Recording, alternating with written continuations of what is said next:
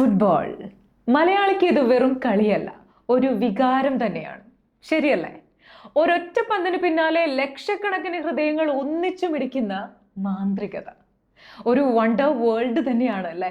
ഈ ലോകകപ്പ് കാലമായാലും നമ്മുടെ നാട്ടിൻപുറങ്ങളിലെ കവലകളിലൊക്കെ ഒന്ന് ചെന്ന് നോക്കിയാൽ മതി.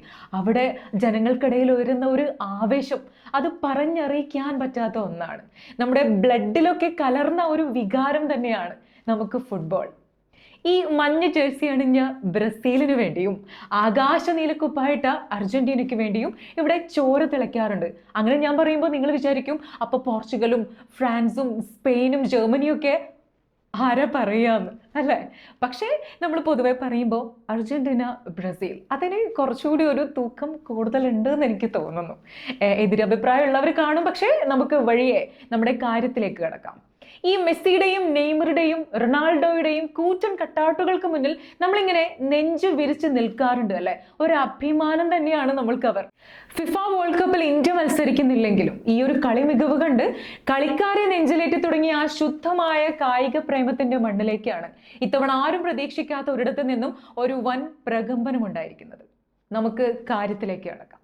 കണ്ണൂർ ജില്ലയിലെ നാറാത്ത് ഉയർന്ന ഒരു വമ്പൻ ഫ്ലെക്സ് ബോർഡ്, അത് എഴുതി വച്ചിരിക്കുന്നത് ഇങ്ങനെയാണ്: ഇറാൻ ഫാൻസ് നാറാത്ത്. കേൾക്കുമ്പോൾ ആർക്കും തോന്നും കളിപ്രേമികൾ തുടങ്ങിയ ഒരു പുതിയ ഫാൻസ് അസോസിയേഷൻ ആണെന്ന്. എന്നാൽ ആ ഫ്ലെക്സിലേക്ക് ഒന്ന് സൂക്ഷിച്ചു നോക്കിയാൽ കളിപ്രേമമല്ല, മറിച്ച് ചോരയേറ്റുന്ന രാഷ്ട്രീയമാണ് നിങ്ങൾക്ക് കാണാൻ കഴിയുക. കാരണം ആ ഫ്ലെക്സിൽ ഇറാന്റെ ഒരു ഫുട്ബോൾ താരത്തിന്റെ പോലും ചിത്രമില്ല. പകരം അവിടെയുള്ളത് ഇറാന്റെ പരമോന്നത രാഷ്ട്രീയ മത നേതാവായ ആയത്തുള്ള അലി ഖമനേയിയുടെ ഒരു വലിയ ചിത്രമാണ്. ഒപ്പം ഫ്രീ ഫലസ്തീൻ എന്ന മുദ്രാവാക്യവും. ഇവിടെയാണ് നമ്മുടെ സുരക്ഷാ ഏജൻസികൾക്ക് കണ്ണ് തള്ളിപ്പോയത്. ഫുട്ബോൾ മൈതാനങ്ങളിലേക്ക് കൃത്യമായ ഒരു മത രാഷ്ട്രീയ അജണ്ട കടന്നു വരുന്നതിന്റെ ലക്ഷണമാണിത്. ഈ ഫ്ലക്സ് ഉയർന്ന ലൊക്കേഷൻ വെറുമൊരു നാട്ടിൻപുറമല്ല. പണ്ട് പോപ്പുലർ ഫ്രണ്ടിന്റെ രഹസ്യ ആയുധ പരിശീലന കേന്ദ്രം എന്ന പേരിൽ കുപ്രസിദ്ധി ആർജിച്ച മണ്ണാണ് കണ്ണൂരിലെ നാറാത്ത്. 2013 ഏപ്രിൽ 23 ഇതേ നാറാത്തെ ഒരു കെട്ടിടത്തിന്റെ യോഗ ക്ലാസിന്റെയും കായിക പരിശീലനത്തിന്റെയും മറവിൽ രഹസ്യ ആയുധ ക്യാമ്പ് നടക്കുന്നുണ്ടെന്ന വിവരത്തെ തുടർന്ന് കേരള പോലീസ് റെയ്ഡ് നടത്തിയിരുന്നു. മാരകായുധങ്ങളും സ്ഫോടക വസ്തുക്കളുമായി 21 പോപ്പുലർ ഫ്രണ്ട് SDPI പ്രവർത്തകരെ അന്ന് പോലീസ് പൊക്കിയിട്ടുണ്ട്.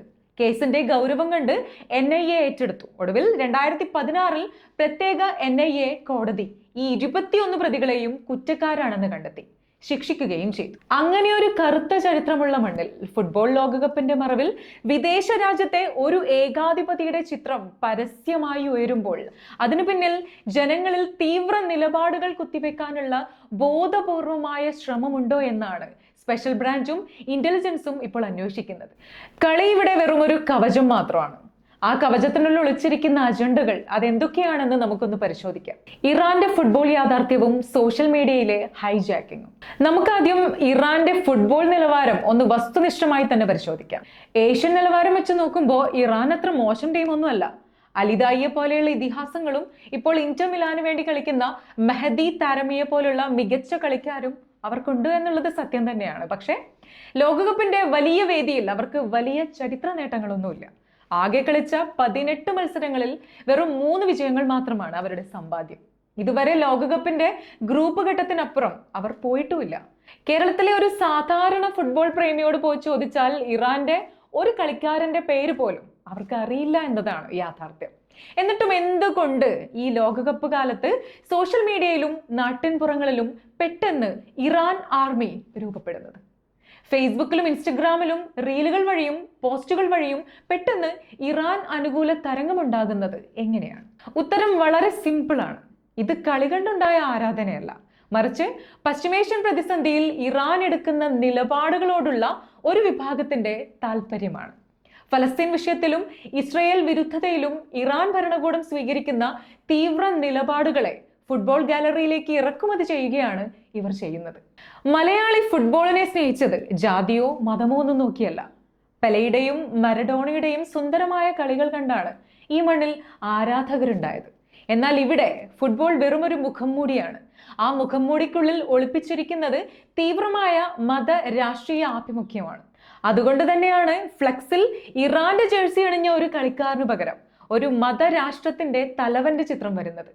കായിക മാമാങ്കത്തെ തങ്ങളുടെ പ്രപ്പഗണ്ടയ്ക്കുള്ള വേദിയാക്കി മാറ്റുന്ന ഈ കളിക്ക് പിന്നിൽ കൃത്യമായ അജണ്ടകളുണ്ട്. അന്നം തരുന്ന ഗൾഫിനോട് ഈ ഇരട്ടത്താപ്പ് എന്തിന്? ഇവിടെയാണ് ഇവരുടെ ഇരട്ടത്താപ്പിന്റെ ഏറ്റവും വലിയ ഉദാഹരണം നമ്മൾ കാണേണ്ടത്. ഇത്തവണ ഗൾഫ് മേഖലയിൽ നിന്ന് ഖത്തറും സൗദി അറേബ്യയും ലോകകപ്പിന് യോഗ്യത നേടിയിട്ടുണ്ട്. നമുക്കറിയാം, കേരളത്തിന്റെ സമ്പദ് വ്യവസ്ഥയുടെ നട്ടെല്ല് എന്ന് പറയുന്നത് ഗൾഫ് രാജ്യങ്ങൾ തന്നെയാണ്. മലയാളിയുടെ അടുക്കളയിൽ അടുപ്പ് പുകയുന്നത് അവിടെയുള്ള നമ്മുടെ പ്രവാസികൾ ചോര നീരാക്കി പണിയെടുക്കുന്നത് കൊണ്ടാണ്. നമ്മുടെ നാടിന് അന്നം തരുന്ന ഈ രാജ്യങ്ങൾക്ക് വേണ്ടി കേരളത്തിൽ എവിടെയെങ്കിലും ഒരു ഫ്ലെക്സ് എങ്കിലും ഉയർന്നു കണ്ടിട്ടുണ്ടോ? സൗദി അറേബ്യയോ ഖത്തറോ ലോകകപ്പ് കളിക്കുമ്പോൾ അവർക്ക് വേണ്ടി ആരെങ്കിലും സോഷ്യൽ മീഡിയയിൽ ക്യാമ്പയിൻ നടത്തുന്നുണ്ടോ? ഇല്ലേ ഇല്ല. എന്തുകൊണ്ടാണ്? കായികപരമായി നോക്കിയാൽ ഗൾഫ് രാജ്യങ്ങൾ ഇന്ന് ഫുട്ബോളിൽ വമ്പൻ മുന്നേറ്റമാണ് നടത്തുന്നത്. പ്രത്യേകിച്ച് സൗദി അറേബ്യ. ക്രിസ്ത്യാനോ റൊണാൾഡോയെ പോലെയുള്ള ലോകത്തിലെ ഏറ്റവും വലിയ സൂപ്പർ താരത്തെ തങ്ങളുടെ നാട്ടിലെത്തിച്ച് അവർ ലോക ഫുട്ബോൾ ഭൂപടം തന്നെ മാറ്റിമറിച്ചു. കളിമികവും കായിക വിപ്ലവവും ഒക്കെയാണ് മാനദണ്ഡമെങ്കിൽ മലയാളികൾ കൂടുതൽ പിന്തുണയ്ക്കേണ്ടത് ഗൾഫ് രാജ്യങ്ങളെ തന്നെയാണ്. എന്നാൽ ചില സംഘടനകൾക്കും വ്യക്തികൾക്കും താല്പര്യം ഇറാനോട് മാത്രമാണ്. കാരണം ഗൾഫ് രാജ്യങ്ങൾ പലപ്പോഴും ആധുനികവും തീവ്രവാദപരവുമായ രാഷ്ട്രീയ നിലപാടുകളിലേക്ക് മാറുമ്പോൾ തീവ്ര നിലപാടുകൾ ഉയർത്തുന്ന ഇറാന്റെ ആശയങ്ങളോടാണ് ഇക്കൂട്ടർക്ക് അന്തർലീനമായ ആഭിമുഖ്യം.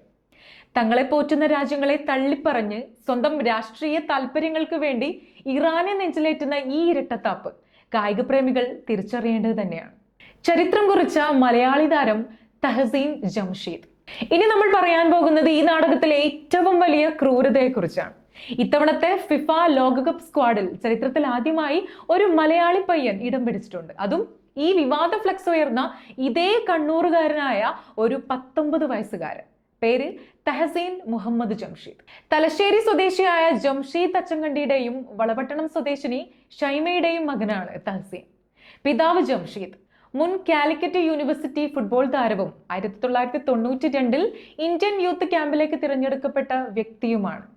ദോഹയിൽ ജനിച്ച് ഖത്തറിലെ ലോക പ്രശസ്തമായ ആസ്പയർ ഫുട്ബോൾ അക്കാഡമിയിലൂടെ കളി പഠിച്ച് ഖത്തർ സ്റ്റാർസ് ലീഗിലെ വമ്പൻ ക്ലബായ അൽ ദുഹൈലിന്റെ വിങ്ങറായി മാറിയ പ്രതിഭയാണ് തഹസീൻ. ഇന്ത്യൻ വംശജനായ ഒരാൾ, അതും ഒരു മലയാളി പയ്യൻ ഫിഫ ലോകകപ്പിന്റെ അന്തിമ സ്ക്വാഡിൽ എത്തുന്നത് ചരിത്രത്തിൽ ആദ്യമായി തന്നെയാണ്.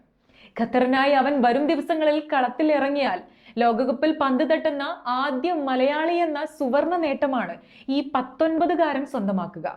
വിദേശ രാജ്യമായ ന്യൂസിലൻഡ് ടീമിൽ കളിക്കുന്ന സർപ്രീത് സിംഗിനൊപ്പം ഇന്ത്യൻ വേരുകളുള്ള ഒരു താരം ലോകവേദിയിൽ തിളങ്ങുമ്പോൾ നമ്മൾ എത്രമാത്രം അഭിമാനിക്കേണ്ടതായിരുന്നു. പക്ഷേ ലോക്കൽ ഇറാൻ ഫാൻസിനോട് എനിക്ക് ചോദിക്കാനുള്ളത് ഇതാണ്. കണ്ണൂരിന്റെ മണ്ണിൽ നിന്ന് വളർന്നു വന്ന ഖത്തർ ജേഴ്സിയിൽ ലോകകപ്പ് കളിക്കാൻ പോകുന്ന ഈ മലയാളി പയ്യന്റെ ഒരു ഫ്ലെക്സ് എങ്കിലും നാറാത്ത് ഉയർന്നിട്ടുണ്ടോ? അവനു വേണ്ടി സോഷ്യൽ മീഡിയയിൽ ഏതെങ്കിലും ആർമി ഗ്രൂപ്പുകൾ ഉണ്ടായോ? ഇല്ലേ ഇല്ല.